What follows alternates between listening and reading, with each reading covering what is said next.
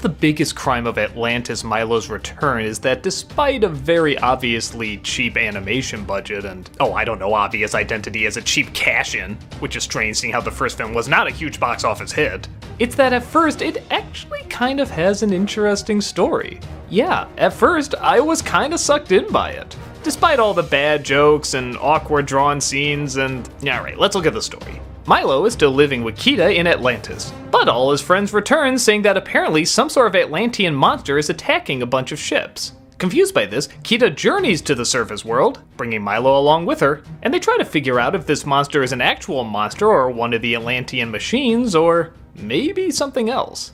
Or even someone else. They go on land, come across this creepy village, talk to all these semi-creepy people, and the more and more they find out about this mystery, the more questions it seems to raise. There's actually a lot of talking and even kind of ominous dread, and I mean that in the best way.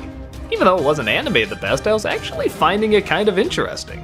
But here's the thing, when they do find out what's going on and what's behind it, it seems to raise even more questions. Well, that's fine, but we never get the answers. There's questions about where the person who's doing this came from and how he's able to do what he's doing. Is he even doing what he's doing? Is he controlling the monster? Is the monster controlling him? How can he possess other people? Is he possessing other people? It looks like he has to look into their eyes. Wait, now he doesn't need to look in their eyes. How does this work? And just as it's getting interesting, they completely drop the story. Yeah, they defeat the bad guy, and then they go to a completely different story. Now it takes place in the Wild West, and there are these wind coyotes, and, some guy is stolen, and they have to get it back, but there's this Native American who can control the wind coyotes, and it somehow connects to the Atlantean stuff. But it doesn't stop there. It then goes to another story where this crazy guy thinks he's Odin and he steals this spear that has Atlantean technology, which actually kind of makes him Odin now. And he confuses Kita for his daughter, Brunhilde, and... This is just another pilot for a TV show, isn't it? That explains why the animation looks this way and why all the stories don't really connect that well. At least with Tarzan and Jane, I knew it was gonna be a pilot to a TV show. This tried harder and fooled me into thinking it was gonna be something that tries hard throughout the whole thing. I guess it does technically have an ending, and yeah, actually the ending's not that bad. It even kind of retcons the ending of the first film, but it's weird. When you see the choice she makes, you understand her reasoning, but there's also like a ton of dangers that happen throughout this film to go against her reasoning too. I'm not saying what happens is the wrong choice, I'm saying they never explain the actual dangers that could come along with it, and that's very important to address.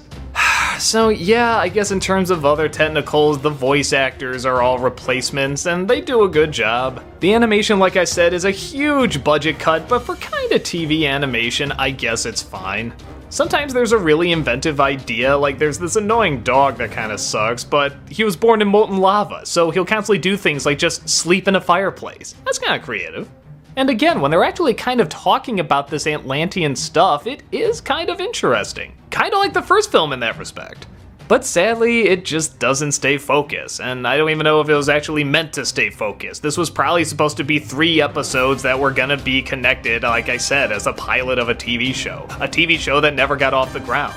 I mean, okay, I don't have confirmation of this, but if it wasn't, then this really is the most fragmented direct-to-DVD sequel ever. So I guess it's not awful, it's just not needed and not that interesting through the majority of it. Like I said, with the exception of that first third.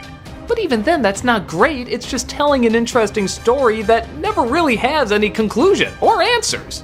I guess if you really liked the first Atlantis movie and you just want to see a little bit more of the technology, world, and ideas, you'll get hints of it here. But if you're looking for something more, this is something that should definitely stay sunk.